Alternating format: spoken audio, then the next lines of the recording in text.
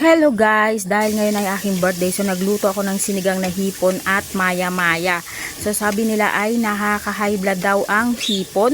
So hindi yun totoo guys, nakaka-high blood ang hipon hindi dahil sa kanyang taba, kundi dahil sa kanyang presyo. So agree ba kayo? So ganyan ako magsigang guys, ginigis ako talaga muna yung sibuyas at kamatis. So ito yung ating ilalahok. Meron tayong labanos dyan at saka chilling green.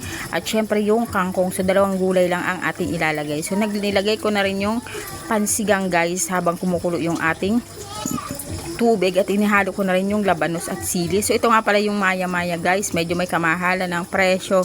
So ang isang kilo nyan guys ay 400 pesos. So 400 to 350 yung iba, yung medyo maliliit. So ito naman yung ating hipon guys. So isang kilong hipon yan na ating isisigang. Favorite ko talaga guys ang hipon. Hindi ko yan ipagpapalit sa karne. So ayan, nilagay na natin yung ating hipon.